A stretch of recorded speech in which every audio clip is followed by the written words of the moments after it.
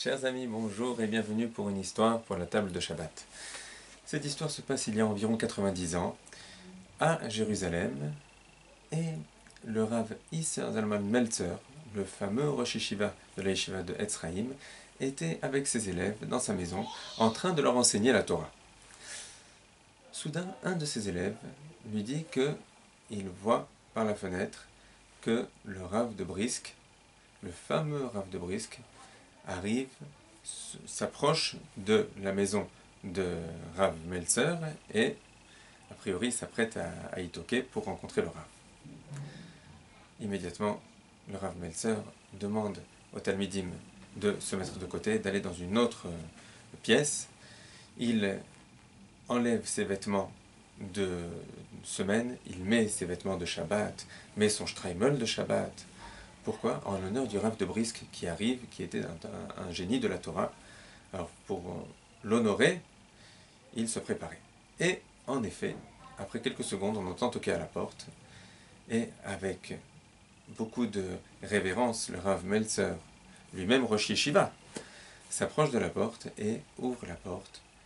Et à sa grande surprise, ce n'est absolument pas le Rav de Brisk qui est devant lui, c'est un juif simple de Jérusalem.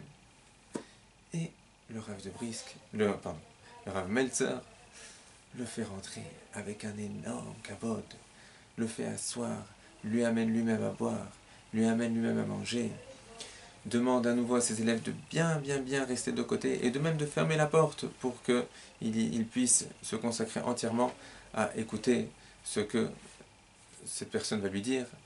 Et il passe en effet du temps avec son hôte, écoute sa demande, lui écrit même une lettre en détail pour qu'il puisse bien se souvenir comment résoudre son problème, et à la suite de cela, le raccompagne, et même le raccompagne en dehors de sa maison, plusieurs mètres en dehors de l'immeuble même, et ensuite lui dit au revoir, et le salue, et le remercie d'être venu le voir. Bon. Les élèves ont vu tout cela, et ils avaient une grande question. On comprend si tout ceci a été fait pour le Rav de Brisk, qui était un génie de la Torah de sa génération. Mais là, en revanche, c'est un juif tout simple qui a toqué à la porte finalement. Il s'agissait d'une erreur. Et ils ont demandé au Rav Meltzer comment il pouvait leur expliquer. Bien sûr, ils voulaient apprendre, ils n'ont pas demandé avec arrogance. Mais ils ont demandé au Rav Meltzer de leur expliquer, s'il peut leur expliquer son comportement. Et le Rav Meltzer a dit comme ça, a dit: mes chers élèves, sachez que Béhémet, en vérité,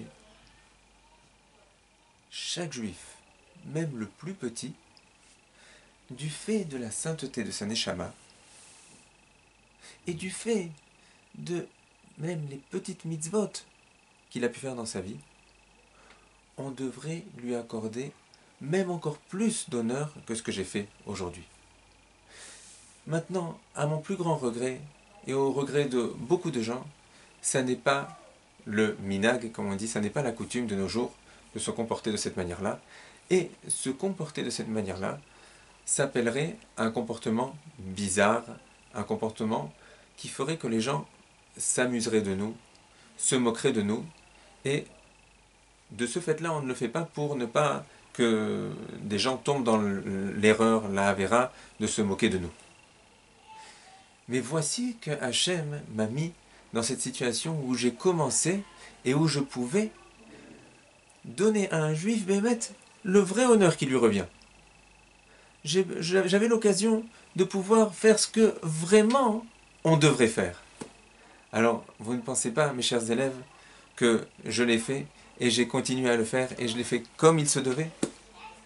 Oui, mes chers amis, cette histoire vient particulièrement bien illustrer la période dans laquelle nous nous trouvons juste avant Tisha B'Av, où nous savons que le deuxième Beth Amikdash a été détruit pour la faute de la haine gratuite, et nos sages nous disent que par l'amour gratuit pour un autre juif, nous arriverons à le reconstruire.